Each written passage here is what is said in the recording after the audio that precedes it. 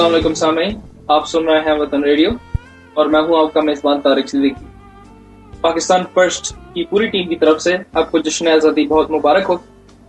आज बाज़ुबाने कायद की दूसरी किस्त में हम आपको खुशामदीद कहते हैं। आज हमारा मौक़िफ़ कायद के दिए गए असूल और निकात के बारे में तफसीली गुफ्तगू करना भी है और उनके ऊपर झूठ और बहतान पालना, उसके लिए भी हम उसको जवाब देंगे, जिसके लिए हमारे मेहमान पाकिस्तान फर्स्ट रिसर्च इंस्टीट्यूट और पाकिस्तान फर्स्ट के हेड जनाब अली खान साहब मौजूद हैं।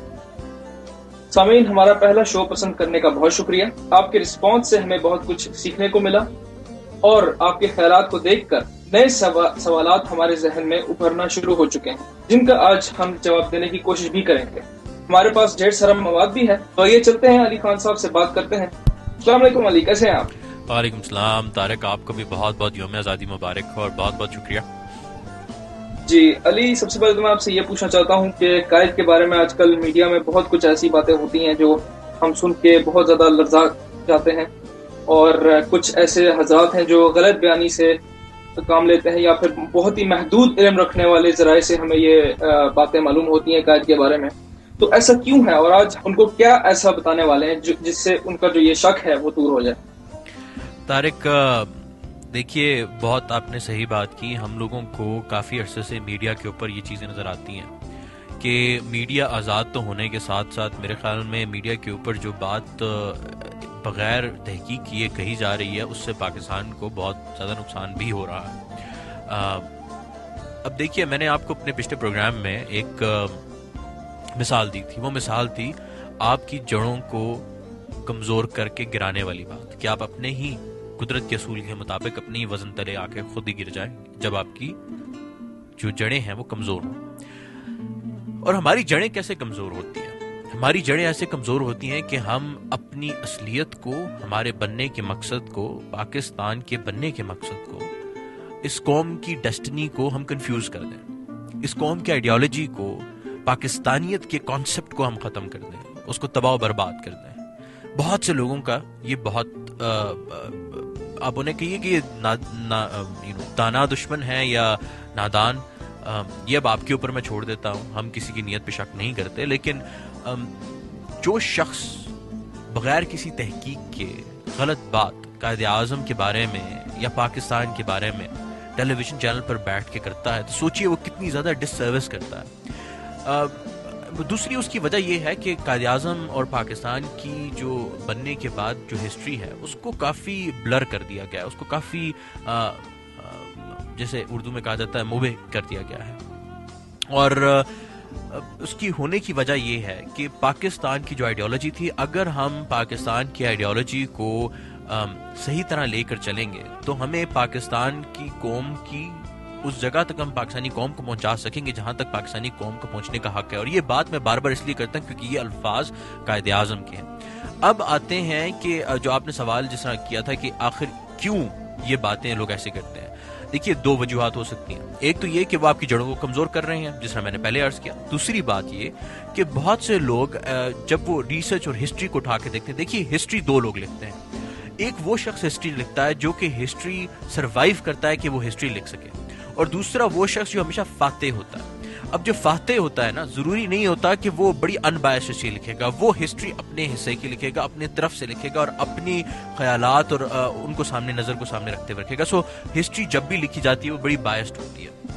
अब कायदे आज़म के बारे में जब आप रिसर्च देखते हैं तो वो बड़ी आपको क्लियर किस्म की कोई रिसर्च नहीं मिलती। बहुत कम लोग हैं जिन्होंने बड़ी ऑथेंटिक किस्म की उस पर रिसर्च की है। बहुत कम ऐसे लोग हैं जिन्होंने उसके ऊपर प्रॉपर किताबें पब्लिश की हैं। बहुत से लोग ये बात भी कर जाते हैं कि कायदे आज़म के बारे में कुछ हमें ज़्यादा इल्म नहीं है। तो उसका मकसद ये नहीं होता कि आप कायदे आज़म के बारे में आप रिसर्च करना ही छोड़ दें, कायदे आज़म को जानने की कोशिश छोड़ दें। देखिए, हम लोगों ने जितनी रिसर्च की है उससे हमें कायदे आज़म के बारे में जो कुछ पता चला है वो अनबिलीवेबल है, वो हम आपके साथ ज़रूर शेयर करेंगे। लेकिन आप अगर स्टैनले बुलपर्ट की किताब उठा के पढ़ते हैं और आप उससे कुछ चीज़ कोट कर रहे हैं, तो आप उसके मुकाबले में एक और काम कीजिए कि फातिमा जिन्ना की किताब उठाइए जो उन्होंने अपने भाई के बारे में लिखी है, कायदे आज़म मोहम्मद अली जिन्ना के बारे में। اور اس کو آپس میں کمپیئر کیجئے اور پھر بتائیے کون زیادہ اوتھینٹک سورس ہے، فاطمہ جناح کے اسٹینلے وولفرٹ.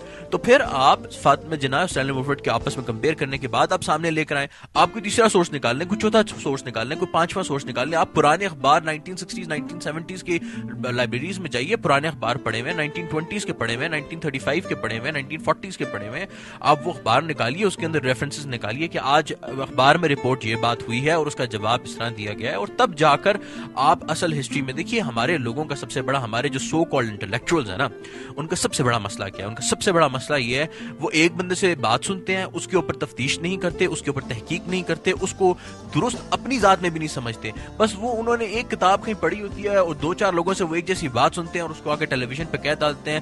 اور میرے خیال میں قرآن مجید نے ایسے لوگوں کو جھوٹا ہونے کی نشانی کہا ہے. اور میرے خیال میں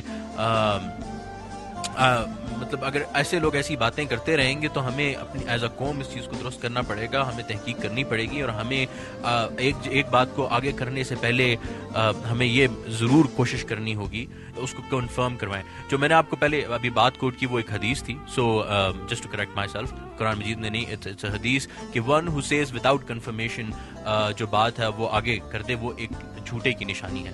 تو میرے خیال میں I think this clears out a lot of thing کہ why people are doing this and how they have been doing this, and you know some people do it very intentionally, some people don't do it very intentionally. جی علی، لیکن کچھ مثالیں ہیں جن میں کچھ ایسے حضرات ہیں جو شدید غلط بیانی سے قائد اعظم کی باتوں کو الجھانے کی کوشش کر رہے ہیں ڈیلیبریٹلی. تو سامعین کے لیے کچھ میرے پاس کلپس موجود ہیں جو میں آپ کو سناؤں گا. ڈاکٹر سب سے پہلے تو میں آپ کو ڈاکٹر معید پیر زادہ کی میں کلپس سناؤں گا جس کے اندر وہ یہ کلیم کر رہے ہیں کہ قائد اعظم کے پاس کوئی نظریہ نہیں تھا، کوئی بصیرت نہیں تھی، کوئی نظر نہیں تھی، کوئی سوچ نہیں تھی.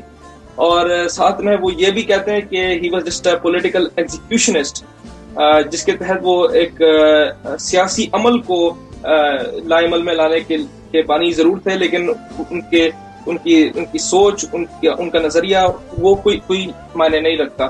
تو سنیے گا، ضرور سنیے گا ڈاکٹر معید پیر زادہ. جب ایک جھٹکے میں بنتا ہے اسٹیفورڈ کرپس کے کیبنٹ مشن کے ناکامی کے بعد 46-47 میں، تو وہ ایک ایسی ہی سیکولر ریاست کی شکل میں معرض وجود میں آتا ہے جو صرف اور صرف انڈیا سے اس طرح سے مختلف ہے کہ اس کے اندر گورننگ ایلیٹ جو ہے وہ مسلمان ہیں اور ہندوستان کے اندر گورننگ ایلیٹ جو ہے وہ اس کی ہندو ہیں، اور اتنا ہی اس میں فرق ہے.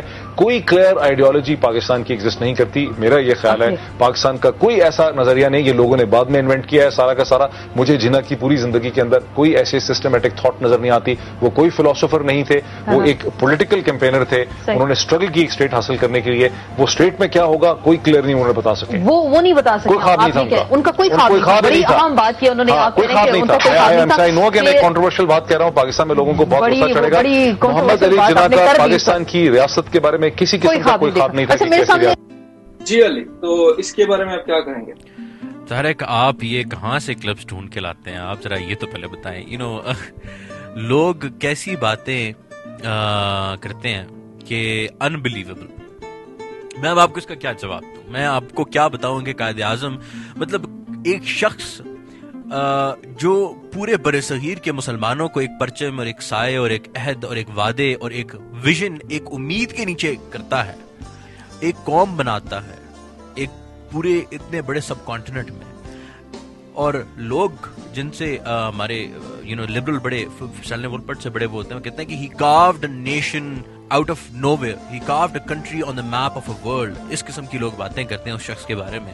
اور ہمارے انٹلیکچوئلز ٹیلی ویژن چینل پہ، نیشنل ٹیلی ویژن چینل پہ بیٹھ کے اگر یہ بات کریں کہ آپ کے بانی پاکستان قائد اعظم محمد علی جناح، جو اس ملک کے فادر ہیں، جو اس ملک کے والد ہیں، جو اس ملک کے بنانے والے ہیں، ان کا کوئی ویژن ہی نہیں تھا، تو اب اس کے بارے میں آپ کو کیا جواب دوں؟ میں آپ ایسا کرتا ہوں، میں اس کو آپ کو جواب نہیں دیتا، کیونکہ میں اب آپ کو مجھے ہنسی بھی آ رہی ہے، مجھے غصہ بھی چڑھ رہا ہے. I'll just leave it over there. What I'll do is کہ میں آپ کے لیے قائد اعظم کی ایک آڈیو کلپ چلا دیتا ہوں. آپ ذرا سن لیجئے قائد اعظم کو، ٹھیک ہے نا؟ قائد اعظم آپ کو اپنے منہ سے بتائیں گے کہ ان کا ویژن کیا تھا، پاکستان انہوں نے کس لیے حاصل کیا. اور انہوں نے پھر ڈاکٹر معید پیر زادہ نے یہ بھی بات کی کہ جی ان کا کوئی آئیڈیالوجی نہیں تھی. وہ آئیڈیالوجی والی ڈسکشن ہم بعد میں کریں گے. پہلے تو میں آپ کو قائد اعظم کا ویژن بتا دوں، اور میں آپ کو بتاؤں کہ یہ وہ لوگ ہیں جو قائد اعظم کی پرسنالٹی کو خراب کر رہے ہیں، اور قائد اعظم کے احکامات کو نہ ماننے کا یہ ایک طریقہ ہے. یعنی وہ کہتے ہیں نا انگور کھٹے ہیں, یہ وہ والا حساب ہے کہ جی ہم نے تو قائد اعظم کا تو کچھ پتہ ہی نہیں تھا, تو ہم ان کی بات کیوں مانیں, ان کو تو کچھ علم ہی نہیں تھا. تو یہ اس قسم کی کرنے والی بات ہے. اصل میں جب قائد اعظم نے ہر ایک پاکستان کے ہر ایک ایشو کے بارے میں پالیسی سٹیٹمنٹس دیے ہوئے ہیں اور یہ لوگ اس پالیسی سٹیٹمنٹس کو سمجھنا ہی نہیں چاہتے, تو اب بندہ اس کے بارے میں کیا کرے. چلیے میں let's play the speech first and then we will talk about the rest. Hindu India and Muslim India must be separated because the two nations are entirely distinct and different and in some matters antagonistic to each other. Let me tell you some of the differences. We differ in our history, culture, language, architecture, music, laws, jurisprudence, calendar, and our entire social fabric and code of life. One India is impossible realization. It will inevitably mean that the Muslim will be transferred from the domination of the British to the caste Hindu rule, a position that Muslim will never accept. لیجئے, میرے خیال میں اس کے بعد مجھے تو کچھ کہنے کی ضرورت نہیں پڑتی. ایک تو پہلی بات, قائد اعظم نے اپنا ویژن آپ کو دکھا دیا کہ انہوں نے اس زمانے میں without any age of technology, without any political assessment, بقول ان کے کہ قائد اعظم کو کبھی سوچ کے بیٹھنے کا موقع نہیں ملا اور he was not those leaders of China and Russia. Quaid Azam نے اس زمانے میں یہ کہا تھا کہ آپ کبھی بھی کسی اور کی غلامی میں زندگی نہیں گزار سکتے. You are a minority in subcontinent, you will always remain minority. اور انہوں نے اس وقت وہ بات دیکھ لی تھی جو آج آپ کے ساتھ ہو رہی ہے. دیکھیے, اگر ڈاکٹر معید پیرزادہ کو اس وقت ایک نیشنل ٹیلی ویژن پر بیٹھ کر بات کرنے کا موقع ملا, انہیں اس ملک میں ڈاکٹر بننے کا موقع ملا, تو مجھے بتائیے کہ اگر آج ان کے اوپر وہ حالات ہوتے جو کشمیریوں کے ساتھ ہیں, یا وہ حالات ہوتے جو فلسطینینز کے ساتھ ہیں, یا وہ حالات ہوتے جو بوسنینز کے ساتھ ہیں, یا وہ حالات ہوتے جو سربینز کے ساتھ ہو رہے ہیں, یا مسلمانوں کی دنیا کے کسی بھی حصے میں ہو رہے ہیں, تو کیا یہ آج اس قابل ہوتے, ان کو کوئی چھوڑتا ہے اس ٹیلی ویژن چینل کے اوپر بیٹھ کر بات کرنے کا؟ میں آپ سے پوچھتا ہوں, doctor Moeed Pirzada is known in America, doctor Moeed Pirzada is known in India. مجھے آپ انڈیا کا ایک مسلمان اینکر کا نام بتا دیں, فیمس ٹیلی ویژن اینکر کا. کوئی بھی نہیں ملے گا آپ کو. ہم دنیا میں کوئی نہیں جانتا اسے, ٹھیک ہے نا. ہاں, دنیا کے دوسرے ممالک میں آپ کو شاید مل جائے, لیکن انڈیا سے کوئی نہیں ملے گا.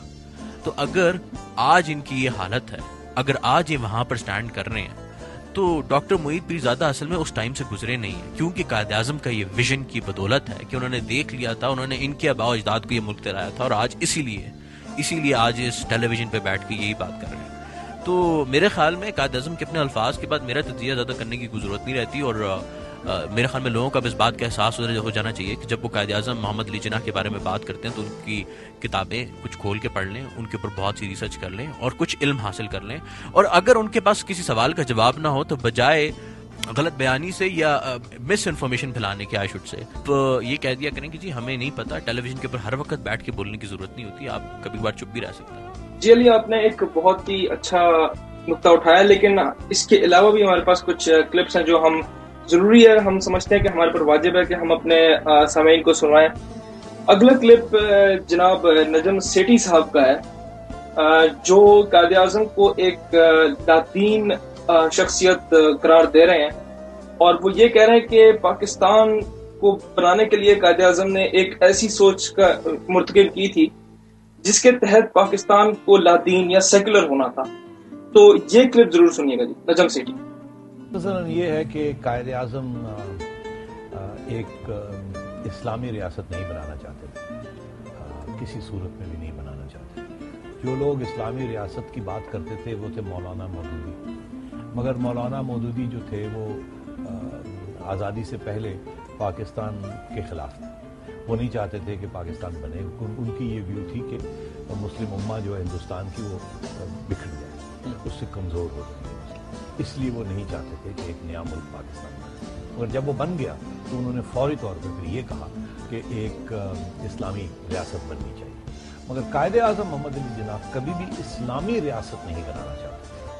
ایک بات بتائیے طارق, کہ آج انڈیا سیکولر ہے؟ جی بالکل. اگر انڈیا سیکولر ہے تو پھر پاکستان کو آزاد کرنے کا مقصد کیا تھا؟ جی مجھے تو لگتا ہے کہ پاکستان کو آزاد کرنے کا مقصد یہ تھا کہ جی اس کو سیکولر رکھا جائے. دیکھیے طارق، آپ بھی ان کے ہاتھوں میں آگے مت کھیلیے. اگر انڈیا سیکولر تھا اور انڈیا سیکولر ہے اور پوری دنیا کو اس بات کا اس وقت بھی علم تھا کہ اگر سب کانٹیننٹ آزاد ہوگا تو سیکولر رہے گا، تو آپ نے پھر ایک الگ مسلمان ملک بنانے کی کوشش کیوں کی بابا؟ سوال یہ ہے، دیکھیے اٹ ڈیفائز ہیومن لاجک، اور ہمیں جو ہے اس بات کو اب سمجھنا پڑے گا اور بڑے کھلے طریقے سے سمجھنا پڑے گا. قائد اعظم جو تھے نا، قائد اعظم جب بات کرتے تھے تو وہ اس کے پیچھے کوئی ریزن تھی. وہ ایک اپنی پرسنل ذات کے لیے ملک نہیں بنا رہے تھے. انہوں نے اس زمانے میں 3-3.5 کروڑ مسلمانوں کے لیے ایک ملک آزاد کروایا، اس کو دنیا کی 6ٹھی بڑی مملکت بنایا، اس کو نکال کے کھڑا کیا. اس کے پیچھے کوئی آئیڈیا تھا، اس کے پیچھے کوئی آئیڈیالوجی تھی، اور وہ آئیڈیالوجی جو تھی نا وہ تھی اسلام کی. دیکھیے میں نے جو آپ کو پہلا کلپ سنایا تھا، اس کلپ کے اندر قائد اعظم نے یہ مینشن کر دیا ہے کہ کہ there is going to be everything in Pakistan is going to be because you are a different nation. ٹھیک ہے نا، you are a different nation, you are a different person, you have different background. آپ کا جو آپ شروع سے شروع کریں.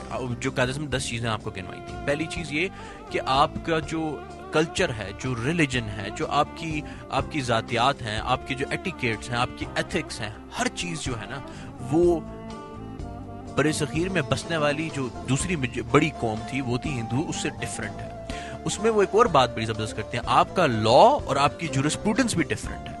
تو اب یہ جو چیزیں قائد اعظم نے جو بات کی ہے نا، this is what we need to understand.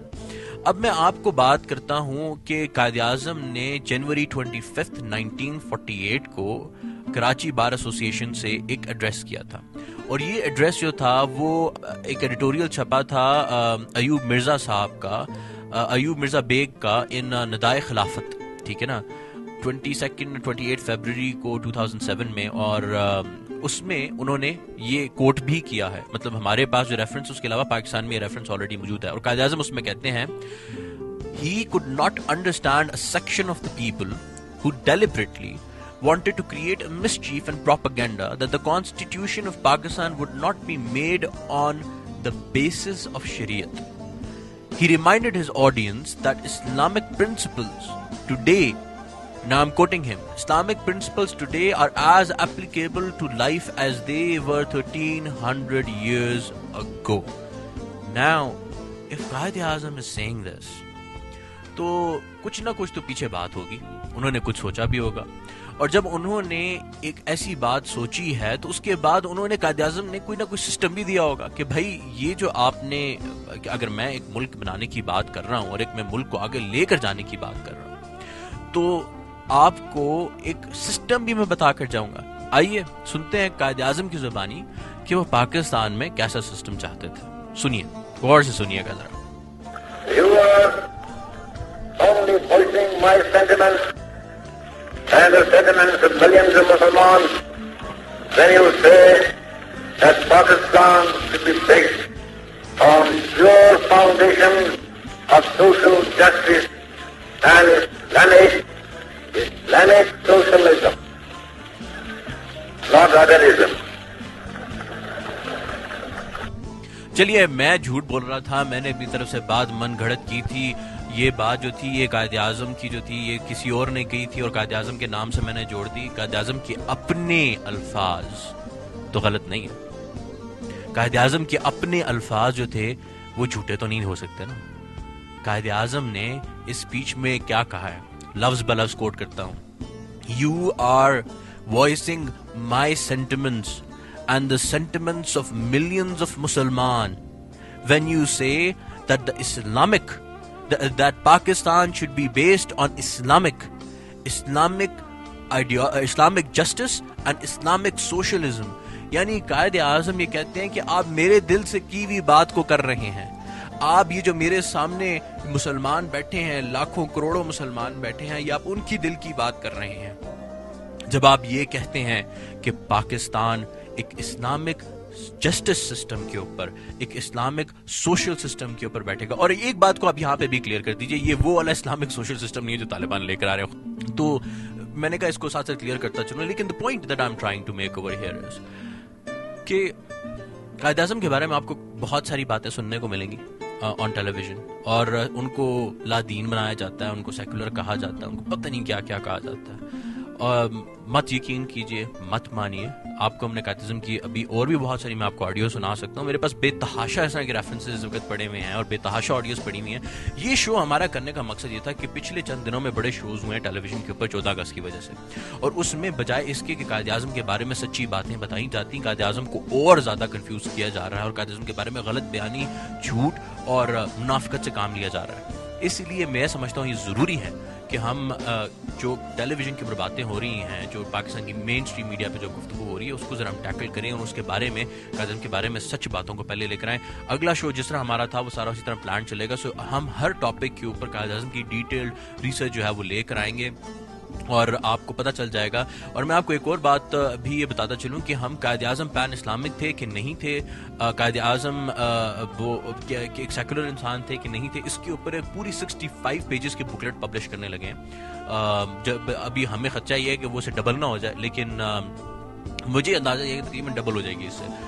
ایک پوری ہم نے ریسرچ کمپلیٹ ہو گئی ہے, اس کو ہم فائنل ٹچز دے رہے ہیں اس وقت, اور انشاءاللہ کچھ عرصے میں وہ بھی ہم اویلیبل کر دیں گے عام لوگوں کے لیے. آپ ڈاؤن لوڈ کر کے اس میں پڑھ سکتے ہیں, اور اس کے اندر قائد اعظم کی اسلام کے بارے میں جو خیالات تھے وہ آپ کو سامنے نکل کے آئیں گے. اور میں آپ کو یہ بھی بتا چلوں, ہم نے بڑی ریسرچ کی اور قائد اعظم کے بارے میں جو یہ کہ وہ سور کھاتے تھے اور شراب پیتے تھے اور نشے میں رہتے تھے اور پتہ نہیں کیا کیا باتیں ہیں, ہم نے ان کی I have met people in America who have ایک ADC تھے جو کہ اس وقت کے وائس رائے کے تھے, جنہوں نے قائد اعظم کے ساتھ میٹنگز وغیرہ اٹینڈ کی تھی. He has said Quaid Azam in front of him have never done anything such as that. Viceroy کے سامنے سب کچھ چلتا تھا اس زمانے میں, تو قائد اعظم یہ چیز کنفرم ہے کہ انہوں نے کبھی نہیں کیا. اس کے علاوہ ہمیں کوئی بھی ایسی ریلائبل سورس نہیں ملی ہے جو یہ کہتی ہو کہ قائد اعظم جو تھے وہ anything he was doing which was very un-Islamic. اور بھی بہت ساری باتیں ہیں جو ہم آگے چل کے بیان کرتے رہیں گے, لیکن میں نے کہا یہ چیزیں اس ٹائم پہ ذرا کلیئر ہو جانی چاہیے. جی علی, لیکن آپ نے ایک بہت اچھا ایک پوائنٹ بھی دیا تھا جس کے اندر نجم سیٹھی صاحب نے ایک یعنی اس اسلامک نظریے کو ایک مولوی کی بڑھ سے ترجیح دے کے ڈسمس کر دیا تھا. خیر, ہمارے پاس ایک اور بھی بہت اچھی کلپ ہے جو ہم آپ کو سنانا چاہتے ہیں. آپ کیوں مجھے پاکستانی میڈیا پہ بین کریں؟ جی, لیکن اصل میں ہمارے جو سامعین ہیں ان کو یہ سننا ضروری ہے, کیونکہ جب تک وہ یہ نہیں سنیں گے وہ اپنے دشمن کی نظر ثانی نہیں کر سکتے, ان کو پہچان نہیں سکتے اپنے دشمنوں کو, تو یہ ضروری ہے ان کے لیے سننا. تو یہ نصرت جاوید صاحب ہیں جو کہہ رہے ہیں کہ قائد اعظم ایک مسلمان ہی نہیں تھے, یعنی شروع سے ہی وہ ان کے اوپر ایک کوٹ ان کوٹ انڈائریکٹلی ان کے اوپر ایک کفر کا فتویٰ لگا رہے ہیں. اور اس کے ساتھ ساتھ وہ یہ بھی کہتے ہیں کہ 62 اور 63 آرٹیکلز کانسٹیٹیوشن کے, جس کے اندر ایک شخص کا پاکستانی الیکشن میں کھڑا ہونا, اس کا یہ ضروری ہے کہ وہ مسلمان ہو, امین ہو, صادق ہو, سچا ہو. اور اس کے تحت وہ یہ کہہ رہے ہیں کہ اکارڈنگ ٹو مسٹر نصرت جاوید کہ قائد اعظم تو شاید اس کے تحت کوالیفائی نہیں ہوتے, یعنی ان کا کوئی رول نہیں بنتا کہ جی گورنر جنرل پاکستان کے بن نہیں سکتے اس کے تحت. تو نصرت جاوید صاحب کو سنیے گا. صاحب بات ہے سیدھی سادھی, میں تو آج کی ابھی کی بات کر رہا ہوں کہ قائد کا پاکستان جو ہے وہ ظاہر ہے کہ ان کی اپنی لائف کی بھی تو کچھ پریکٹسز تھیں نا, the way he would live, the way he would move about, the way he married, ٹھیک ہے نا جی, اور پھر جیسے ان کا جو لائف سٹائل تھا. اب میں اگر بات کروں گا آن ایئر جانے دیجیے گا اور میرے اوپر فتویٰ نہ آ کر دیجیے گا. آرٹیکل 62 63 کی اگر اسٹرکٹ انٹرپریٹیشن کی جائے تو شاید قائد اعظم کوالیفائی نہ کریں, یعنی کچھ وجوہات کی بنا پر ٹو کنٹیسٹ الیکشنز. تو آپ کس یعنی کہ بیچارے یعنی قائد اعظم کو آج کے دن کیوں ان کو بیچاروں کو آپ یعنی ان کے ساتھ ہمیں شرمندگی ہونی چاہیے. جی علی, شرمندگی کس کو ہونی چاہیے اور کہاں پہ ہونی چاہیے؟ میں طارق, آپ پہلی بات یہ دیکھیے, میرے خیال میں کسی کو دشمن کہنا تو صحیح نہیں ہوگا. ہو سکتا ہے انہوں نے جو ریسرچ کی ہو, انہوں نے کہا جو کچھ پڑھا ہو وہ انفارمیشن ان کے پاس ٹھیک نہ ہو, لیکن قائد اعظم کے بارے میں دیکھیے وہ جس طرح میں نے پہلے کوٹ کیا تھا کہ حدیث شریف ہے کہ آپ کسی پہ جب کفر کا الزام لگائیں تو اس کو بڑا سوچ سمجھ کے لگائیں, کیونکہ اگر وہ شخص واقعی میں کافر نہیں ہے, یہ اوپر آپ کے اوپر آ کے لگتی ہے. چلیے میں آپ کو بتاتا ہوں, آپ نے کبھی نام سنا ہے مظہر علی اظہر کا؟ دیکھیے مظہر علی اظہر جو تھے وہ احرار موومنٹ کے ہیڈ تھے, ٹھیک ہے, انہوں نے احرار موومنٹ شروع کی تھی. جو لیبل قائد اعظم پر کافر اعظم کا لگایا گیا تھا نا, وہ مظہر علی اظہر نے لگایا تھا, جو احرار موومنٹ کے ہیڈ تھے. اب یہ بات اپنے پاس نوٹ کیجئے گا. اور اس کے علاوہ جو محمد عنایت اللہ خان مشرقی تھے, وہ جو لیڈر تھے خاکسار موومنٹ کے, انہوں نے بھی قائد اعظم کے اوپر یہ الزام لگایا تھا کہ مسلمان نہیں ہے. اور یہ ہوا تھا, ان کی سپیچز تھیں جو کہ 17 اور 18 سپٹمبر 1945 کو ہوئی تھی, پاکستان بننے سے پہلے, 2 سال پہلے کی بات کر رہا ہوں. اور اس سے پہلے بھی جولائی 1943 کو جو خاکسار تحریک کے کچھ ممبرز تھے, انہوں نے قائد اعظم کو قتل کرنے کی کوشش کی تھی 1943 میں, کہ وہ مسلمان نہیں ہے اور وہ مسلمان ہونے کا دعویٰ کرتے ہیں, مسلمان لیڈر بننے کی اور مسلمانوں کو ریپرزینٹ کرنے کی بات کرتے ہیں. مطلب یہی ساری باتیں جو آج نصرت جاوید صاحب اور ٹیلی ویژن پہ بیٹھ کے کر رہے ہیں اس وقت. اس کا جواب قائد اعظم نے خود دیا تھا, اور یہ جواب انہوں نے 1945 میں دیا تھا. 1945 میں قائد اعظم کے, میں آپ کو ایگزیکٹ الفاظ کوٹ کر دیتا ہوں, آپ اس کو ذرا غور سے سنیے گا. وہ کہتے ہیں کہ it is not only painful and regrettable that they have stooped to such a low depth of meanness, in as much as they are directed to show that I am not a Musliman. But the allegations made by them in their speeches against me and my private life are tissues of falsehood. کیا کہہ رہے ہیں کہ انہوں نے مجھ پہ جو الزامات لگائے ہیں میرے خلاف اور میری ذاتی پرائیویٹ زندگی کے بارے میں, they are tissues of falsehood.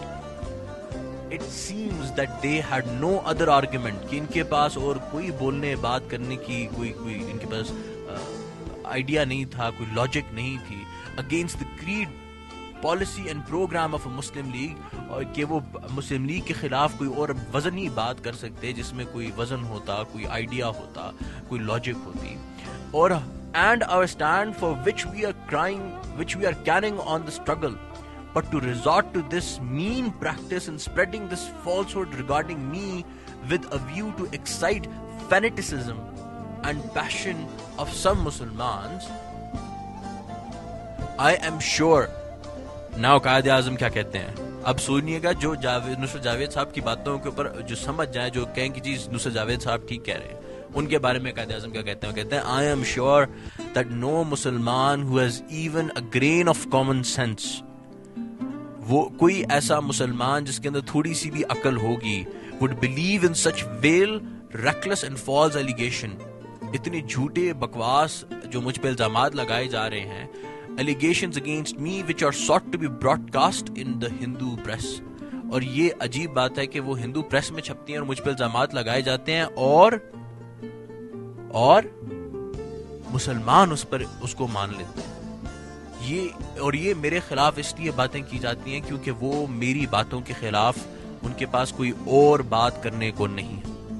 اب دیکھیے ہمارے پاکستان میں آج یہی ہوتا ہے نا. آج کے پاکستان میں کیا ہوتا ہے, اگر کوئی شخص کھڑا ہوتا ہے اس کی ذاتیات کے اوپر شروع ہو جاؤ, اس کے بارے میں, اس کے گھر, اس کا باپ یہ کرتا تھا, اس کا دادا یہ کرتا تھا, یہ نہیں کوئی کہتا کہ بندہ بات کیا کر رہا ہے. آپ ہمارے ٹیلی ویژن چینلز کے اوپر آپ نے پولیٹیشنز کو باتیں کرتے ہوئے نہیں دیکھا. کیا باتیں کرتے ہیں وہ, کوئی پالیسی کے اوپر آج تک کسی نے گفتگو کی ہے, تم یہ ہو, تمہارا باپ یہ ہے, تم اتنے برے ہو, تم یہاں تک اس طرح پہنچے ہو, تم نے وہ کیا. میں وہ الفاظ بھی استعمال نہیں کر سکتا کیونکہ میری زبان اس بات کی اجازت نہیں دیتی.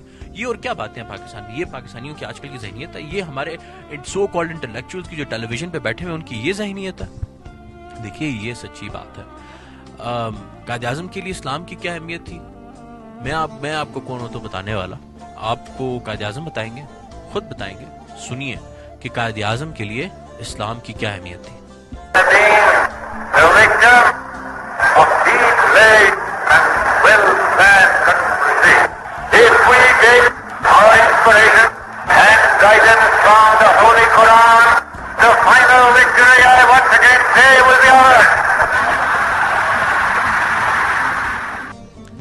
جی طارق.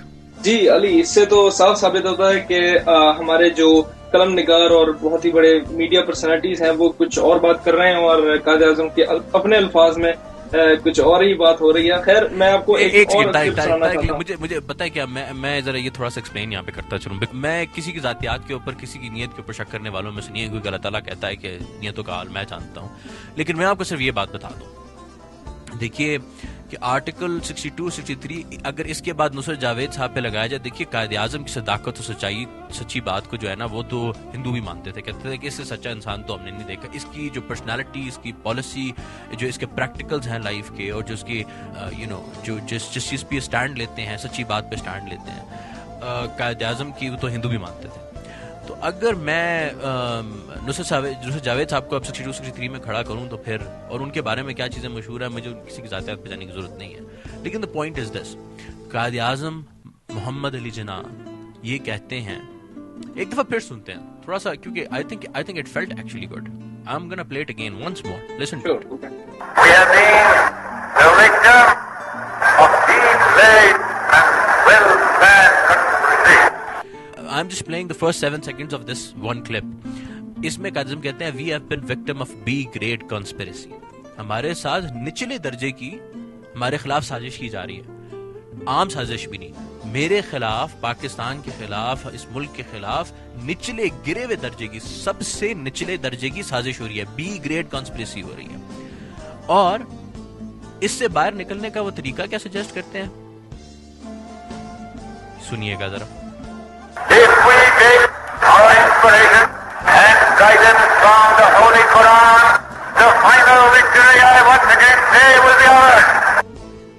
اور اگر آپ کے خلاف کوئی سازش ہو رہی ہو تو اس سے باہر نکلنے کا قائد اعظم, جس کو لوگ یہاں پر نصرت جاوید صاحب جیسے لوگ یہ کہتے ہیں کہ وہ نان مسلمان ہے, اسلام قرآن کو مضبوطی سے تھامے رکھیں. And I once again say the final victory will be yours. This is what a man of Qaid Azam Muhammad Ali Jinnah is saying.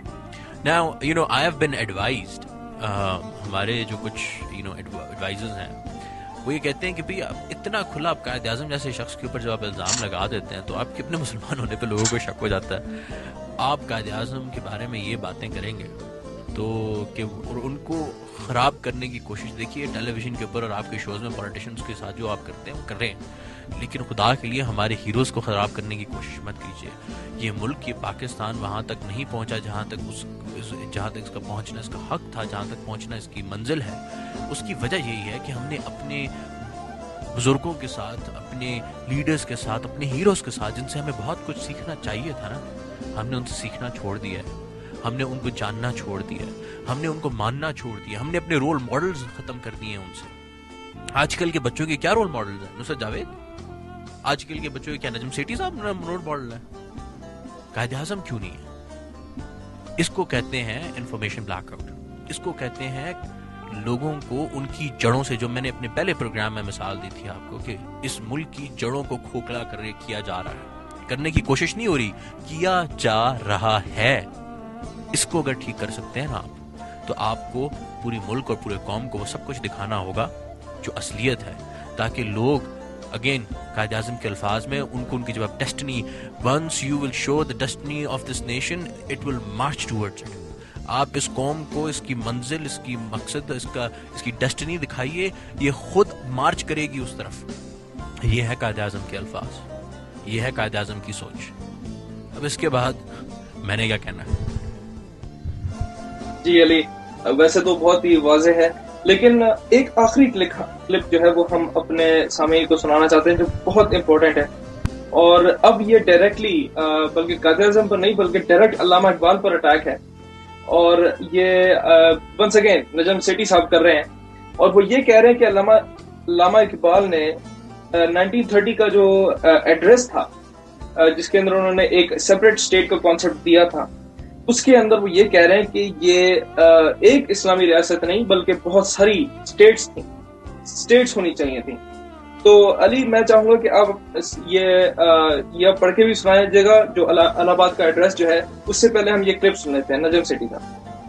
ریاستیں ہونی چاہیے, ریاستیں ہونی چاہیے جو کہ آٹونومس ہوں, انڈیپینڈنٹ کا لفظ انہوں نے ایز اے نیو کنٹری نہیں کہا, انہوں نے کہا کہ اٹانومس اسٹیٹس ہونی چاہیے. آپ کو یاد ہوگا کہ لفظ اسٹیٹس جو ہے یہ برطانیہ کے راج کے دوران بھی princely states, India was divided into states, تو انہوں نے کہا مسلم اسٹیٹس, مگر انہوں نے واضح کر دیا کہ یہ ہندوستان کے اندر ہوں گی, ہندوستان کے باہر نہیں ہوں گی, ہندوستان کو توڑ کے علیحدگی کا رخ نہیں اختیار کریں گی. تو سب سے پہلے تو الہ آباد اسپیچ میں انہوں نے یہ بات کہی, یہ نہیں کہا کہ ایک علیحدہ ملک بنا لیا جائے مسلمانوں کو, یہ بالکل نہیں کہا. جی علی طارق, میرے خیال میں نجم سیٹھی صاحب کو الہ آباد کا ایڈریس کھول کے پڑھ لینا چاہیے. انہوں نے لگتا ہے وہ الہ آباد کا وہ جو ویب سائٹ کے اوپر 1-2 پیراگراف والا ایڈریس ملتا ہے نا, انہوں نے صرف وہی پڑھا. انہیں کہ گوگل کرنا چھوڑیے, وکیپیڈیا سے سورسز اٹھانا چھوڑ دیجیے, اور میری ان کو سجیشن یہ ہوگی کہ تھوڑا سا ڈیٹیل میں چلے جائیں اور لوگوں کی کتابیں پڑھنا چھوڑ دیں اور خود جا کے جو اصل اوریجنل ڈاکیومنٹس ہیں اندر جائیے اور وہ اوریجنل ڈاکیومنٹس جا کے پڑھیے کہ وہ کیا کہتے ہیں. 21 اپریل 1938 کو, ٹھیک ہے نا, ایک تو وہ آپ کے پاس ہے. دوسرا ایڈریس ہے آپ کے پاس 29 دسمبر اینڈ 1930 کو. جب, اور میں آپ کو یہ بات 29 دسمبر 1930 کی کر رہا ہوں, اس میں علامہ اقبال, اور یہ ہے راؤنڈ ٹیبل کانفرنس کی بات ہے. یہ پہلے ہم اس پہ آ جاتے ہیں تاکہ ہم ذرا یہاں سے کلیئر کرتے ہوئے چلیں.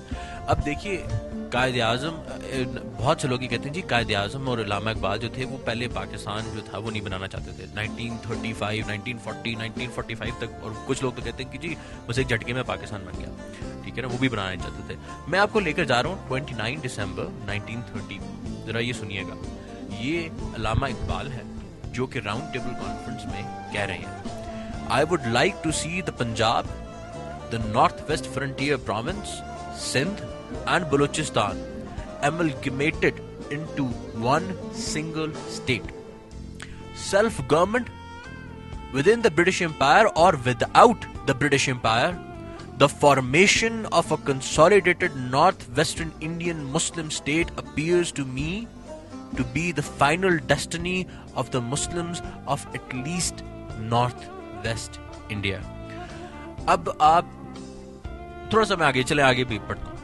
We are 70 million and far more homogeneous than any other people in India. Indeed, the Muslims of India are the only Indian people who can fitly be described as a nation in modern sense of the word. This is Allama Iqbal's famous poet and philosopher talking on and sitting in front of the whole round table conference where Her Majesty's representative and the Hindus representative and the Sikhs representative and everybody is sitting. This is what he is saying. ٹھیک ہے نا. تو اس کے بعد اب آپ شروع ہو جائیں کہ جی وہ ایک ملک نہیں بنانا چاہتے تھے اور وہ پاکستان تو بننا ہی نہیں چاہیے تھا. This is what creates doubt in your mind کہ جی پاکستان تو ہونا ہی نہیں چاہیے تھا آج, اس لیے یہ نہیں چل رہا. This is an indirect attack on the country کہ جی پاکستان تو بنانا تو لوگ چاہتے نہیں تھے, یہ تو قائد اعظم نے ایک جھٹکے میں ویسے بنا دیا. یار ویسے کیا گریٹ اسکل ہوگا اس بندے کا بھی جس نے ایک جھٹکے میں دنیا کی 6ٹھی بڑی اسٹیٹ بنا ڈالی. اس بندے کو بھی سلوٹ مارنا چاہیے. لیکن خیر نہیں آؤ, ناٹ بینگ سرکاسٹک اینی مور. تھوڑا سا آگے چلتے ہیں. The Qaid was also a great admirer of Allama Iqbal and we all know that. So جب علامہ اقبال, یہ بات میں آپ کو ابھی بتا دوں, اس کے اوپر ہم بعد میں علامہ اقبال اور قائد اعظم کے اوپر ایک پورا ہم نے ایک ریسرچ پیپر لکھا ہوا ہے, اس کے اوپر ہم پوری آپ کو ایک ریسرچ بتائیں گے. لیکن جب علامہ اقبال فوت ہوئے تھے نا 21 اپریل 1938 کو, تو قائد اعظم نے وہ ایک جگہ پہ ایڈریس کر رہے تھے, تو انہوں نے وہاں پر یہ بات کی. He was undoubtedly one of the greatest poets, philosophers and seers of humanity of all times. To me, he was a personal friend, philosopher and guide, and as such the main source of my inspiration and spiritual support. This is what Qaid Azam is saying about Allama Iqbal. یعنی وہ کہہ رہے ہیں کہ undoubtedly, بغیر کسی شک کے, علامہ اقبال جو تھے, یہ قائد اعظم کہہ رہے ہیں علامہ اقبال کے بارے میں کہ وہ گریٹسٹ پوئٹ تھے, بہت بڑے شاعر تھے, فلاسفر اس سے بھی بڑے تھے, ٹھیک ہے نا, فلسفی اس سے بھی بڑے تھے, اینڈ سیئرز آف ہیومینٹی, اور وہ پوری انسانیت کا خیال رکھنے والوں میں آف آل ٹائمز, ہر وقت کا. To me he was a personal friend. وہ میرے ذاتی دوست تھے, میرے لیے فلاسفر تھے, میرے لیے فلسفی کرتے تھے, میرے گائیڈ تھے, اینڈ گائیڈ مجھے راستہ دکھانے والے تھے, and as such the main source of my inspiration and spiritual support. اور میری روحانی طاقت اور مجھے آگے لے کر بڑھنے کی میرے لیے انسپائریشن جو تھے وہ علامہ اقبال تھے. جب علامہ اقبال نے یہ بات کر دی اور قائد اعظم نے یہ بات کر دی تو پاکستان کے ایک ٹوٹا ہونا چاہیے تھا کہ 2 ٹوٹے ہونے چاہیے تھے. اس ڈبیٹ میں مجھے جانے کی اب ضرورت نہیں ہے. پاکستان جو تھا وہ ایک ہی ہونا تھا, اور پاکستانیت ایک ہی ہونی تھی, اور پاکستان بننے کا ایک ہی مقصد تھا. میرے خیال میں اس کے بعد کوئی ڈبیٹ نہیں ہونی چاہیے. میرے خیال میں ہر چیز کا پاکستان کی ہسٹری میں جواب موجود ہے. علامہ اقبال نے پاکستان کی فلسفی اور آئیڈیالوجی کو ڈیفائن کیا تھا. قائد اعظم نے اس آئیڈیالوجی کو بلڈ کیا تھا اور اس فلسفی اور آئیڈیالوجی کو مکس کر کے ایک ریالٹی بنایا تھا. یہ بات آپ کو سمجھنی پڑے گی, یہ سسٹم آپ کو سمجھنا پڑے گا. تو یہ چیزیں دیکھیے, یہ ہمیں اپنی قوم کو سچی باتیں بتانی چاہیے, قوم سے جھوٹ نہیں بولنا چاہیے. ایک بات یاد رکھیے گا, قائد اعظم کے بارے ایک جگہ پہ ان کی گفتگو کی سمری میں آپ کو بتا دیتا ہوں. قائد اعظم سے کسی نے سوال پوچھا کہ آپ کیا سمجھتے ہیں کہ یہ قوم کس طرح آگے بڑھ سکتی ہے, اس قوم کو آپ آگے کیسے پہنچا سکتے ہیں. تو قائد اعظم نے اس کا بڑا سمپل سا جواب دیا. انہوں نے یہ کہا کہ اس قوم کو ایک منزل دکھا دو, اس قوم کو اس کی ڈیسٹنی دکھا دو کہ اس نے کہاں تک پہنچنا ہے. اس کو سچ بتاؤ, tell them the truth, show them the reality. ان کو سچی بات بتاؤ, ان کو سچائی دکھاؤ, ان کو ان کی ڈیسٹنی دکھا دو, and leave them to be. اور پھر ان کو چھوڑ دو. Only provide them guidance where need be, from the youth till the very end. نوجوانوں سے لے کر بزرگوں تک سارے کے سارے, everybody will work towards it as one nation. انہوں نے اسی فلسفی کو انہوں نے سچ کر کے دکھا دی. انہوں نے الہ آباد اور علی گڑھ کے اسٹوڈنٹس کو اٹھایا, ان کو فلسفی بتائی, ان کی منزل دکھائی, ان کو ان کا آئیڈیا بتایا, ان کو ان کی کام کرنے کا طریقہ سکھلایا, اور اس کے بعد انہوں نے کہا جاؤ. اور پھر یہی اسٹوڈنٹس تھے جو پورے برِ صغیر میں پھیلے. یہی آپ کو آسام میں ملتے تھے, یہی آپ کو بنگلہ دیش میں ملتے تھے, اور پھر یہی آپ کو بلوچستان میں ملتے تھے. یہی وہ اسٹوڈنٹ تھے جنہوں نے آ کے صوبہ سرحد میں کیمپیننگ کی تھی. اور جب صوبہ سرحد میں ایسی کیمپیننگ کی تھی کہ جب وہاں پر نہرو گیا تھا تو اس کو پتھر پڑے تھے, ایسی کیمپیننگ کی تھی انہوں نے جا کر وہاں پر. اب وہ بعد میں اب وہ جو اس کے بعد اے این پی اور لال ٹوپی والوں نے جو باتیں کی ہیں کہ جی یہ تو بننا نہیں چاہیے تھا. اور دیکھیے آج پاکستان میں پاور میں کون ہے, پاکستان کی پالیٹکس میں آج کون انوالوڈ ہے؟ وہ لوگ جو جھوٹے ہیں سخت, جو منافق ہیں سخت, ٹھیک ہے نا. یا تو یہ وہ اس قسم کے لوگ ہیں, یا وہ لوگ ہیں جو پاکستان چاہتے نہیں تھے. چاہے وہ کچھ آپ کو لوگ ملتے ہیں جو عجیب قسم کے. دیکھیے میں کسی قسم کی لسانیت یا کسی قسم کی پولیٹیکل پارٹی بازی میں نہیں جانتا, because we are a political think tank. But the point is this کہ لوگوں کو سچی بات بتائیے, انہیں دکھائیے. ورنہ اگر انگلینڈ میں رائٹس ہو سکتے ہیں نا, تو پاکستان میں جب لوگ باہر نکلیں گے تو یہاں پہ کوئی بندہ انسان بچے گا نہیں. یہ جھوٹ بولنے والے, مکاری کرنے والے, دھوکہ دینے والے ہیں, یہ بچیں گے نہیں. یہ بات ہمیں بڑی کلیئرلی اپنے دماغ میں بٹھا دینی چاہیے. اور جو لوگ آج اس 14 اگست کو یہ پروگرام سن رہے ہیں, جو لوگ اس پروگرام کو سن رہے ہیں, ان سے میری ایک گزارش ہے, اب وقت آ گیا ہے کہ آپ عمل کریں. آپ صرف ایک کام کیجیے, آپ کو کوئی باہر روڈ پہ نکلنے کو نہیں کہہ رہا. This is not what your job is. Your job is not کہ آپ کے اوپر کوئی آ کے آپ کو لیڈرشپ پرووائڈ کرے گا تو آپ روڈوں پہ نکلیں گے اور آپ حکومت لے کر آئیں گے. نہیں, آپ کو کوئی اتنے بڑے مشکل کام کرنے کی ضرورت نہیں. آپ آسان سے چھوٹا سا کام کر لیں, اور وہ یہ ہے کہ جس دن ووٹ ڈالنے کا وقت ہے نا, اس دن صحیح بندے کو ووٹ ڈالیے. اور دوسرا کام یہ کیجیے کہ جو شخص آپ کو کوئی بات ٹیلی ویژن پہ بیٹھ کے بتاتا ہے, کوئی کتاب میں لکھی ہوئی چیز نظر آتی ہے, اس کو ایک دم اس پہ یقین مت کیجیے. ٹھیک ہے, کسی بندے کی, کسی ایک پولیٹیکل پارٹی کی سوچ سے آپ اپنی سوچ نکالیے اور خود سوچئے کہ کیا یہ بات واقعی میں ایسی ہو سکتی ہے. اور اگر آپ کو نہیں درست لگتی, آپ کا دل نہیں مانتا, تو اس پہ مت عمل کیجیے. مت جائیے کسی ایک پولیٹیکل پارٹی کی باتوں کو سنتے ہوئے دوسرے کے پیچھے. یہ یاد رکھیے گا, اگر آپ کے خلاف کانسپریسی ہو رہی ہے, وہ کانسپریسی آپ کے خلاف بہت سے لوگ کر رہے ہیں. آپ کو کوئی پاکستان کا پولیٹیشین اس وقت یہ چاہتا ہے کہ آپ پڑھے لکھے ہو, کیوں؟ اگر آپ پڑھے لکھے ہوں گے تو وہ آپ کے سر کے آپ ان کو سوال پوچھیں گے آگے سے. اس ملک کے ہر مسئلے کا بڑا سیدھا سادہ حل ہے, وہ حل آپ کے پاس ہے. اگر آپ کھڑے ہو گئے تو حل آ جائے گا, اگر آپ بیٹھے رہے بھول جائیے کبھی ملک تبدیل نہیں ہونے والا. It's time for you to work, take your responsibility. جی علی, ویسے تو ایک بہت ہی ایک طویل شو ہمارا چلنے والا ہے, پورا سیزن ہے, تو ہم اپنے سامعین کو یہ بھی بتانا چاہیں گے کہ جو آج کل کا جو مٹیریل جو آپ کے سامنے آ رہا ہے, some of it is already known, لیکن اس کے علاوہ جو آگے جو مٹیریل آنے والا ہے آپ کے سامنے, آپ خود اس کو سن کر چونک جائیں گے. بلکہ علی خان جو ہے وہ جب اس کو پریزنٹ کریں گے تو ایک بہت ہی زبردست قسم کی فضا خود ہی اپنے آپ ہی تشکیل دے دے گی. لیکن اگلے شو تک کے لیے ہم آپ کو اور بھی ہنٹس دیتے رہیں گے کہ اس شو کے اندر ہے کیا. لیکن علی, بہت شکریہ آپ کا شو پہ آنے کا. بہت شکریہ طارق آپ کو بلانے کا. سامعین آپ کا بہت شکریہ, آپ نے یہ شو سنا, امید ہے آپ کو پسند آیا ہوگا. بہت ہی دلچسپ اور بہت ہی گرم گفتگو ہوئی اس کے اندر, لیکن انشاءاللہ اگلے شو میں ہم اور بھی آپ کو انٹرسٹنگ چیزیں بتائیں گے. تب تک کے لیے اپنے میزبان طارق صدیقی اور پاکستان فرسٹ ٹیم کو اجازت دیجیے. اپنا خیال رکھیے گا. اللہ حافظ. پاکستان زندہ باد.